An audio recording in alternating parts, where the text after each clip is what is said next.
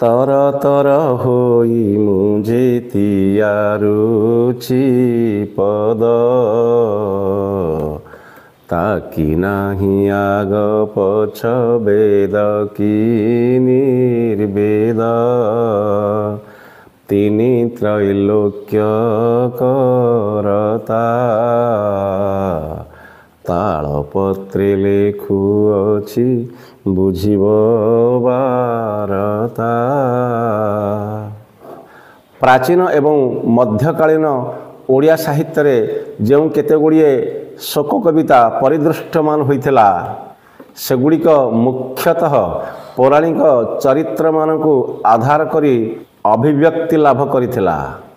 ए प्रकार रचना अंततः मार्कंड दासंकर केशव कोइली, गोपाल कृष्णंक जशोदा एवं प्रबुद्ध महिमा गोसाईंकर अवर्तमान रे तिरोधान रे कवि भीम भोई जो कह जाउछि ओडिया साहित्यर सन्थ कवि अंध कवि कंध कवि भीम भोईंकर जो गभीर भावोच्छ्वास एवं शोक गीतिका से दिन उतुरी आसीथिला ताहा थिला एहिपरि।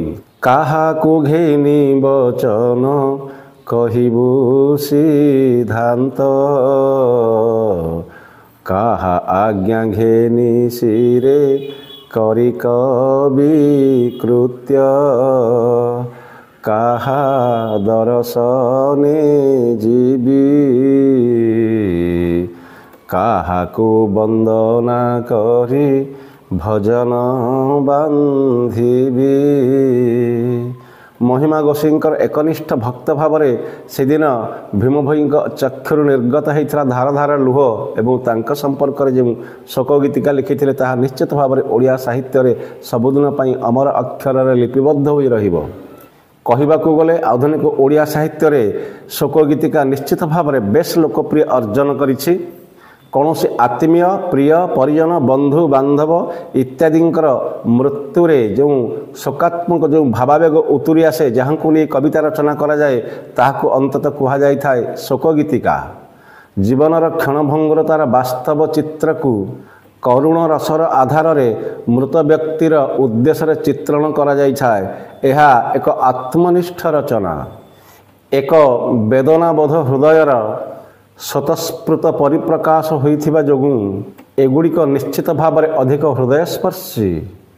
आहुरी मध्य पुराण को आश्रय करी जो कह जाउछि महाभारतर गदा पर्व रे दुर्योधनर रक्त नदी संतरण एही कवितारे किभଳି भाव सारला दास दुर्योधनकर मनर अभिव्यक्ति एवं किभଳି संतान प्रति तांकर जो आत्मीयता एवं वात्सल्य ममता उकुटी उठिथिला ताहार सुंदर परिप्रकाश घटिछि गदा पर्व रे। आउ सेदिन से शोकरे अभिभूत होई दुर्योधन लक्ष्मण कुमारंकर शव उपरे मुंड पिटी कांदुथिबार जो विकल चित्र गदा पर्व रे स्पष्ट भाव में प्रतिफलित होइछि। एहीपरि बाबुरे पलाई जा बोली बोइली मु तोते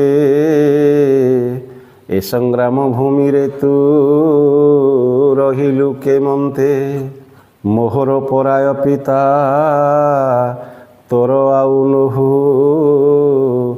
तोहर पराय पुत्र जुगे जुगे थाऊ अपार शोक कर राजा धार्त राष्ट्री लक्ष्मण कुमार परे पकाइला माटी मृत सब लोचाएता परे देला फिंगी तहु मान गोविंद चालई बेगी बेगी। आउ मध्य माटी मणिषर महान कवि सच्ची राउतराय से दिन बंधु भगवती चरण पाणिग्राहींकर महामृत्यु रे जो शोकोच्छ्वास बाढ़ी कवितारे ताहा निश्चित भाव में ओडिया साहित्य को यथेष्ट प्रभावित करिछि। एई शोक गीतिका एई शोक गीतिका रे कवि सच्ची राउतराय तांकर बंधुंक प्रति जो अनुपम प्रेम एवं जो कह जाउछि भक्तिर पुष्पांजलि बाढ़ी ताहा ठीक एहीपरि कह जाइथिला। हे बंधु विदाय शरतर सिक्त माटी जारे तुम एते भल पाओ पछु तुम डाके जाओ नाही अच्छी राति छिन्न मेघ फांके उई नाही तरुण सविता मृत पृथ्वीर काने बाजिनित मुक्तिर कविता अच्छी राति अच्छी कला राति जीवार बेलए नुहे शुण साथी कथा कान पाती। वास्तविक ବେଶ କରୁଣ ଏବଂ ହୃଦୟସ୍ପର୍ଶୀ ଏ ଶୋକ ଗୀତିକା। ଆଉ ମଧ୍ୟ ସରସ୍ୱତୀ ଫକୀରମୋହନଙ୍କର ଏକ ସଫଳ ଶୋକ ଗୀତିକା ହେଉଛି ହସି ହସି ଗଲା ମୋତେ କନ୍ଦାଇ କନ୍ଦାଇ। ନିଜର ବିଦଗ୍ଧା ଯେଉଁ କୁହାଯାଉଛି ପ୍ରାଣପ୍ରିୟା କୃଷ୍ଣ କୁମାରୀଙ୍କର ଅକାଳ ବିୟୋଗରେ ସେଦିନ କବି ଦୁଃଖରେ ଭାଙ୍ଗି ପଡ଼ିଥିଲେ ସରସ୍ୱତୀ ଫକୀରମୋହନ।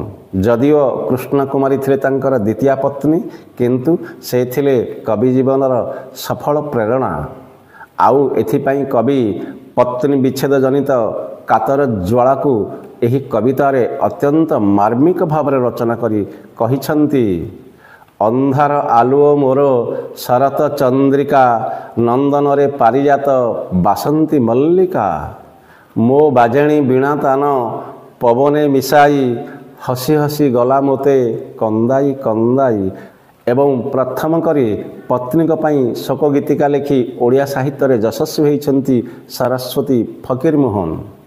ବାସ୍ତବିକ ଓଡ଼ିଆ ସାହିତ୍ୟର ପ୍ରେମ ଏବଂ ପ୍ରଣୟର କବି ଡକ୍ଟର ମାୟାଧର ମାନସିଂହ ନିଜ କନ୍ୟାର ଅକାଳ ବିୟୋଗରେ ସେ ଲେଖିଥିଲେ ଏକ ଶୋକ ଗୀତିକା ଯାହାର ନାଁ ଥିଲା ମୋ ଧନରେ, ଏବଂ ଗୋପବନ୍ଧୁଙ୍କର ମହାମୃତ୍ୟୁ ଉପଲକ୍ଷେ ଲେଖିଥିଲେ ଗୋପ ପ୍ରୟାଣ। ଏବଂ ଯେଉଁ କବିତାରେ ଗୋପବନ୍ଧୁଙ୍କ ପ୍ରତି ଯେ ଶୋକାପ୍ଲୁତ ଶ୍ରଦ୍ଧାଞ୍ଜଳି ଜଣାଇ କବି କହିଥିଲେ ମହାବୀର ମହାପ୍ରୟାଣ ରଚିଲା ଆଜି, ତାମହା ଜାତିର ଗର୍ବ ଗଲା ଯେ ଭାଜି। ଅନିକେନି ତାର ସ୍ତମ୍ଭିତେ ଅଛି ରହି, ପ୍ରତି କରେ କରେ ପତାକା ଯାଇଛି ନଇଁ। ବାସ୍ତବିକ ଗୋପବନ୍ଧୁଙ୍କ ସମକକ୍ଷ ମଣିଷଟିଏ ଆଉ ଏ ପୃଥିବୀରେ ଜନ୍ମ ହେବେ କି ନାହିଁ ତାହା ନିଶ୍ଚିତ ଭାବରେ ଆଗାମୀ ସମୟ କହିବ। ଆଉ ସେଥିପାଇଁ ଗୋପବନ୍ଧୁଙ୍କର ଅବର୍ତ୍ତମାନରେ ତାଙ୍କର ଏ ଶୋକ ଗୀତିକା ଆହୁରି ମଧ୍ୟ ସେ କହିଛନ୍ତି ମଥା ନତ କରି ସମ୍ମାନ କର ସ୍ୱର୍ଗତ ମହାଜନେ, ତୁମ ମେଳେ ଆଉ କିଏ ଅଛି କହ ତାହା ପରି ଆଉ ଜଣେ। ରାଜା ଆସ ଆସ ଧନିକ ବଣିକ ଶୁଭଗ ସୌଦାଗର, ଆସ ଋତ୍ତିକ କୃଷକ କ୍ଷତ୍ରୀ ଶବ ସାଥେ ତାର ଚଳ।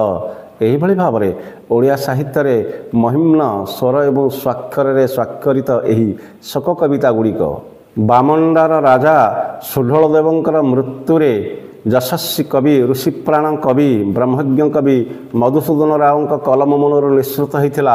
ସେଦିନ ଯେଉଁ ଶୋକ କବିତା ବା ମୃତ୍ୟୁ ଚେତନା ଭିତ୍ତିକ ମୃତ୍ୟୁ ସଙ୍ଗୀତ ତାହା ଅତ୍ୟନ୍ତ ପାଠକକୁ ବିମୁଗ୍ଧ କରିଥାଏ। ଉତ୍କଳ ସାହିତ୍ୟାକାଶେ ଜନ୍ମି ଶୁଭକ୍ଷଣେ, ଭାଷା ଯୋଗେ ଭବିଷ୍ୟ ମିଳନେ। ସୂଚିଲ ହେ ଦୂରଦର୍ଶୀ ଅରୁଣ ଯେସନେ, ସୂଚେ ମାଧ୍ୟାନ୍ ଦିନ ଆଗମନେ। ସୁଧି କବି ଜନେ ଆହା କେତେ ସମାଦର, କରିଅଛ ହେ ଗୁଣ ଗ୍ରାହକ। ଗୁଣି ଗୁଣ ତବ ଗୁଣ କେତେ ଗୁଣଙ୍କର, ବହଇ ଯେ ନୟନୁ ଲୋତକ। ଏଇଭଳି ଭାବରେ ଓଡ଼ିଆ ସାହିତ୍ୟରେ ଅନେକ ଶୋକ ଗୀତିକାକୁ ସ୍ଥାନିତ କରାଯାଇଛି, ଯାହା ଏହି କ୍ଷୁଦ୍ର ସମୟ ମଧ୍ୟରେ ଆଲୋଚନା କରିବା ନିଶ୍ଚିତ ଭାବରେ ସମ୍ଭବ ନୁହେଁ। ତେଣୁ ନିଶ୍ଚିତ କୁହାଯାଇପାରିବ ଆଧୁନିକ ଓଡ଼ିଆ ସାହିତ୍ୟରେ ଶୋକ ଗୀତିକାର ସ୍ଥାନ ସ୍ୱତନ୍ତ୍ର, ଏଥିରେ ସନ୍ଦେହର ଅବକାଶ ନାହିଁ।